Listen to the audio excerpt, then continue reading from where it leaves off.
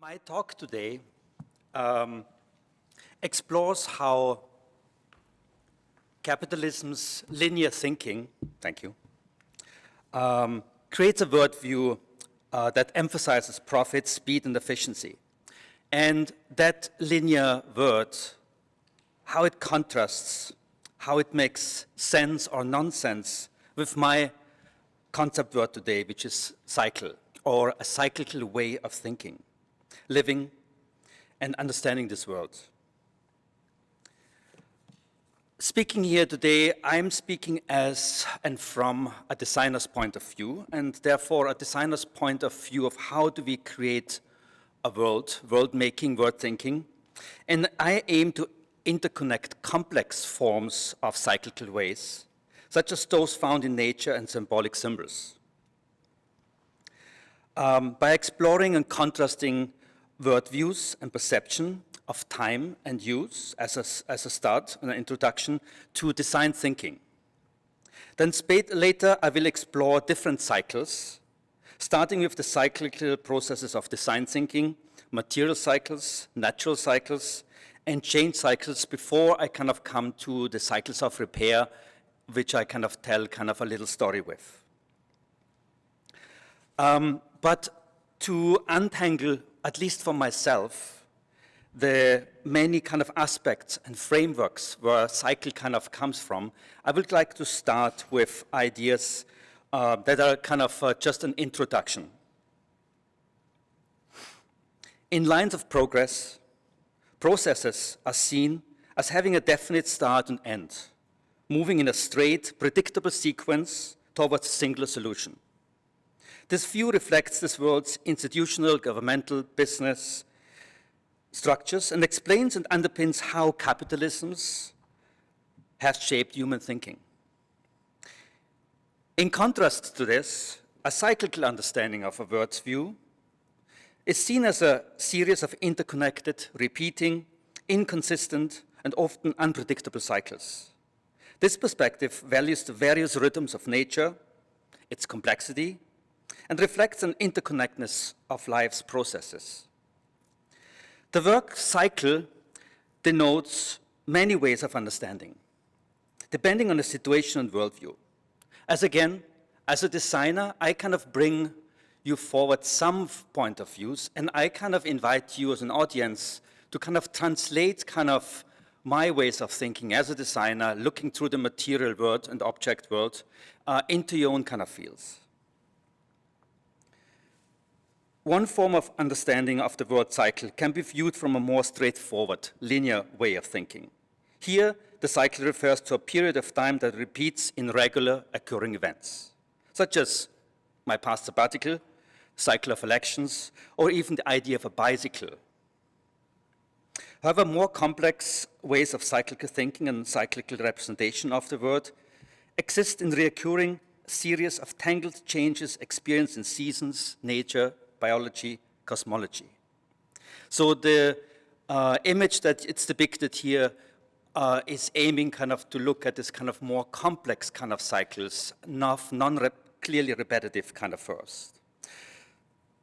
Such a worldview emphasizes the interconnectedness of events, unpredictability, imperfection, and the importance of harmony with the natural world and its cycles. Cycles contrast linearity in the concept of time, as the linear time perception of modern Western cultures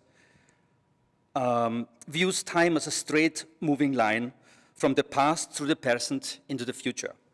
This perspective emphasizes progress, goal orientation, and some form of climatic endpoint in achievement of something or a specific history. It encourages a focus of advancement, individual achievement, and a constant striving for improvement and growth by prioritizing innovation, measurable achievements, and unfortunately, short-term thinking. Similarly, in modernism, and I'm speaking again through architecture design, through the power of industrialization, started to develop supreme materials, such as stainless steel and plastics, that could eliminate death when it comes to the end of materials. The piles of endlessness that are not acknowledged in the accumulation of waste prove that. Cyclical time, in contrast, has an emphasis on renewal, continuity, repetition, without repeating the same. This leads to a worldview that values sustainability, a critical form of tradition, an acceptance of the natural flow of life and death, as well as imperfection, unpredictability, and complexity. The different perception of time influence not only individual, but also our broader societal values. Therefore, I argue it's political. In comparing cycles and linearity in the concept of use, the economic model of our modern world is one of take, make, use, and dispose, which consume immense resources and produces increasing waste and emissions. This approach leads to the construction industries accounting for a third of global energy demand and a third of energy-related CO2 emissions. In the US alone, construction and demolition contribute nearly 570 million tons of waste annually. The circular economy, an economy that cycles resources, an economic system based on the reuse and regeneration of materials and products, cycles existing materials and products for as long as possible. So this human-made intervention of sort of mimicking kind of nature involves sharing, reusing, repairing, and recycling, where raw materials in form what we consider waste is recycled to reduce consumption and resources and avoid producing waste and emissions. Cycles here represent something endless, something non-repetitive, of a loop of birth, life, and death, and rebirth in materials, but they also can be seen as opportunities for growth, learning, and potential liberation in society. Design thinking, again, that's where I come from, can be seen as an introduction to world making if we kind of try to understand this process. In design thinking, world making repeatedly goes through cycles of stages of cycles, progressively altering, adapting to new information, and responding to changing needs. The individual stages starting with emphasizing, so what is the problem? Defining, why do we care? Ideating, how can we solve this issue? And creating, how do we create something? In the end, testing, how does it work? And one of the most important one, the repetition. The repetition, so we have kind of a more endless cycle. We never believe that, as we designers do, in an idealistic world, that we kind of create kind of the perfect. Design thinking changed from the 20th century to the 21st century to a more cyclical approach of thinking. The iterative process applied in the design diagram follows repeating cycles of divergent and convergent thinking. Divergency creates a space and possibilities, while convergence brings focus and direction. Together, they can be processes of asking better questions, refining and improving a design over time.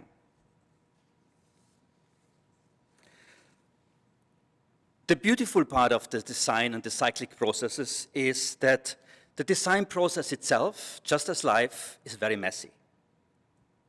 It does not intend to follow a linear path, but it embraces a disorderly, seemingly uncoordinated path with small individual steps, and the entire process are constantly repeated.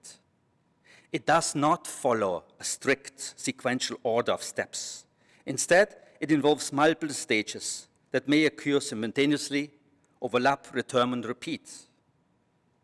Iterative cycles, it works on continuous feedback loops at various stages and is highly adaptive, allowing the process to respond to new changes.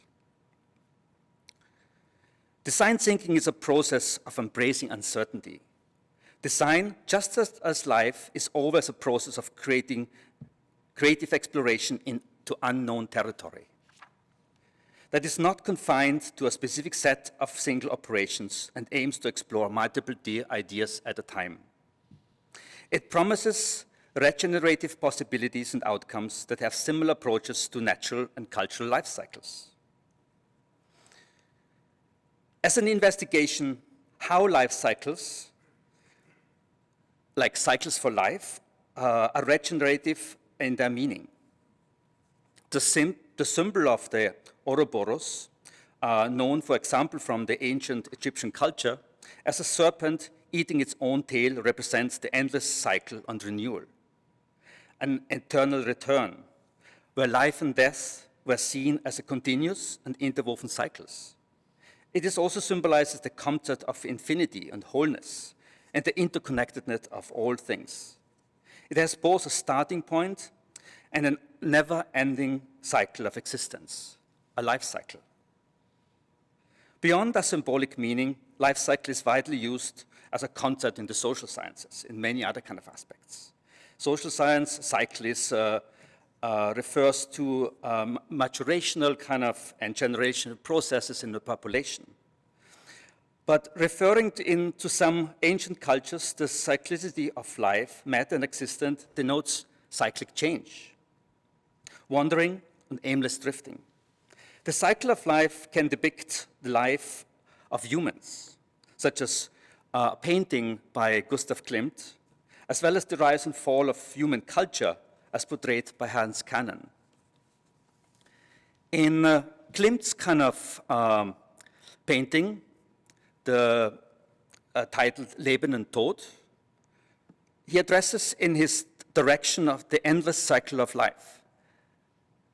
Yet the cycle is interrupted. There are two components to these paintings. One, death, is always there, and he can take life. But humanity itself, the people, they will always kind of continue. The painting represents a universal allegory in the cycle of human life, where the circle of life represents itself, not just a depiction in the cyclic repetition. Klimt altered the painting again and again, with first drafts created on paper for his work as early as 1908. He finished the painting in 1910.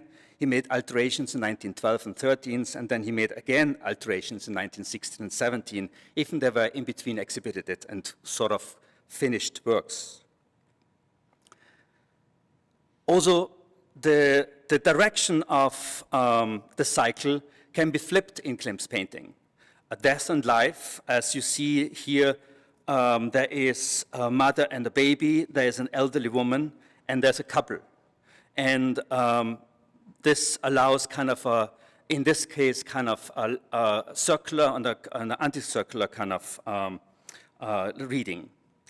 In Hans Cannon's painting, which is titled Der Kreislauf des Lebens, the circularity of life, it depicts a circle of life that depicts the rise and fall of human culture, not so much of individuals.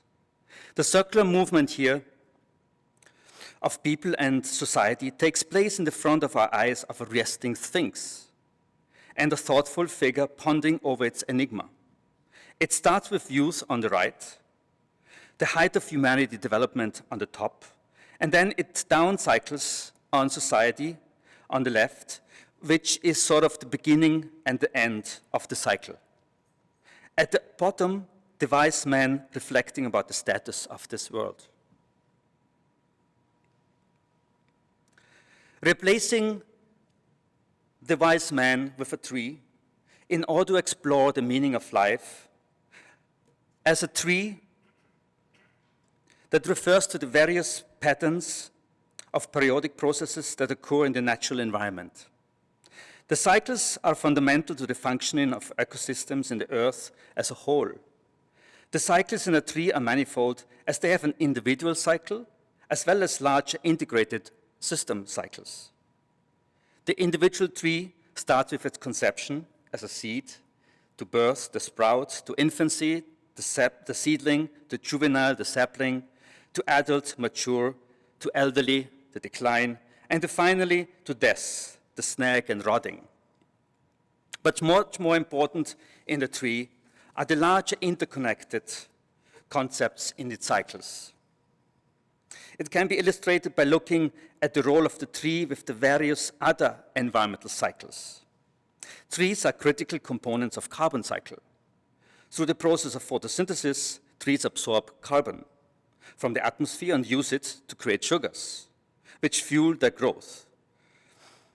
This process also stores carbon within the tree's biomass. Trees are also significant in their role in the water cycle on the planet. They take up water from the soil through their roots and release water vapor in the atmosphere. Trees can influence local and regional climates and water availability by maintaining high humidity levels and affect rainfall patterns. Further, trees release oxygen in the atmosphere, which is essential for the respiration of most living organisms, including us humans. Trees interact with nitrogen and phosphorus cycles as they convert nitrogen from the atmosphere into a form of the tree and other plants for their growth.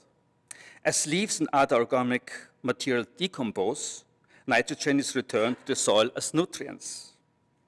Yet human activities such as burning fossil fuels and deforestation are significantly impacting these natural cycles, leading to climate change and other environmental issues.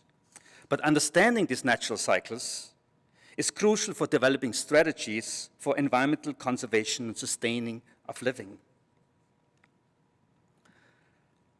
While in nature, everything is constantly cycled and flows back into living systems, human-initiated technical cycles are only slowly emerging.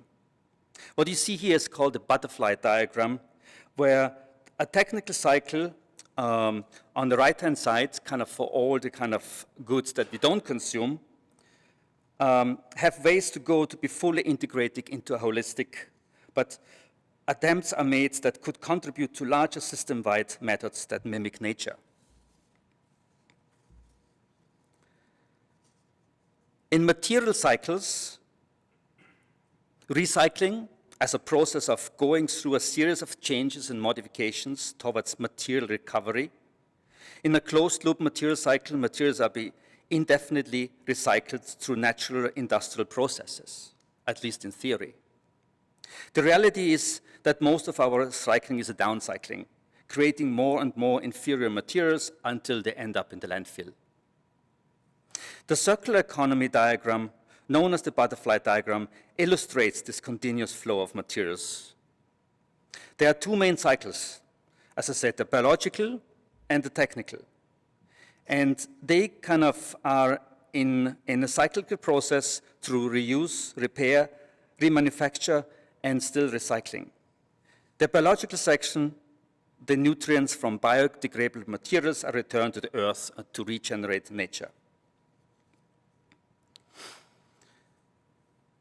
In this diagram, and you see designers love to use diagrams and images to illustrate ideas, through the work of remanufacture, reutilization, repair, and also recycle, the built environment and material world could become an integral part of a larger cyclical process. By ending or minimizing extraction of reuse, energy-neutral processing in the stages of remanufacturing, utilization, and repair with no or minimal discard could bring a holistic flow in these objects. Such as explore the transformative actions, holistic continuous cycles instead of new objects from recycled material processes. The cycles of change, and I make this very short, are based on philosophy of the first order and second order change from an Austrian-American kind of psychologist and philosopher, Václavic.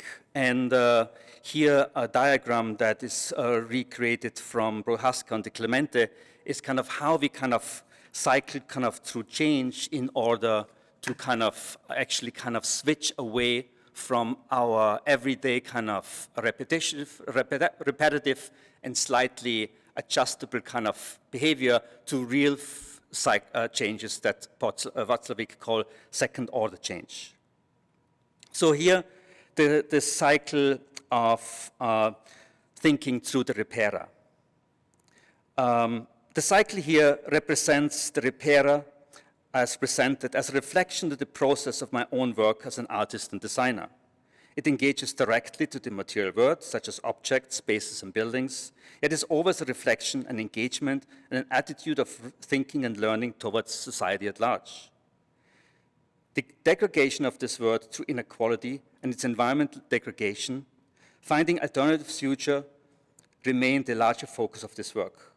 But I leave it to this audience again to translate each action point to the larger world. Quickly going to this, the rethinking of common values and through critically examining past values, such as our fascination with the new, the shiny, and the perfect. To accept that different cultures have different values and notions of authenticity is kind of really the essential kind of aspect.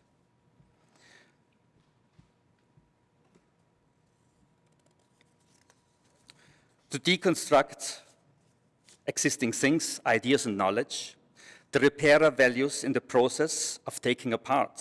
To deconstruct means to understand the true form, the structure of things, and the relationship between things.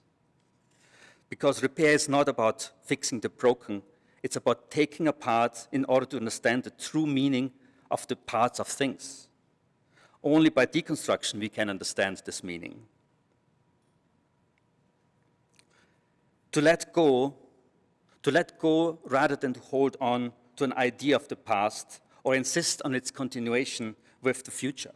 By letting go, by being reflective of our past wrongdoing, wrong learning, we can open up to future possibilities.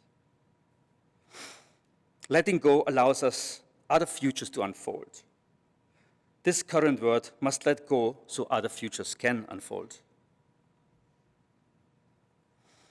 To open up to multiple nodes of knowing, where the repairer recognizes diverse forms of knowledge, values, and epistemologies that need to be embraced to bring different parts of something together, to create new relationships across time and space. This means knowledge of, from, and for a specific place. And to disrupt and dismantle the linear processes that I kind of showed in the diagrams from before that have shaped our modernity and are destroying our future. Reparative work takes obsolete and discarded and gives them new meaning. And that's a process, and a cyclical process that starts with the cleaning of the existing environment and material things. And in the end, to remake. As to remake is a form of making, as all making is remaking, appropriating and transforming, and therefore changing. So it is the intentional process of transforming material, meaning, and value. Therefore, reparative work, reparative cycles are processes that are essential to maintaining and bettering the life in the tangible and intangible, the living and non-living, the human and the non-human. It's a crucial role in the healing of social fabrics, illustrating the universal principle of continual improvement for this world and a possible lesson of this world making. Thanks.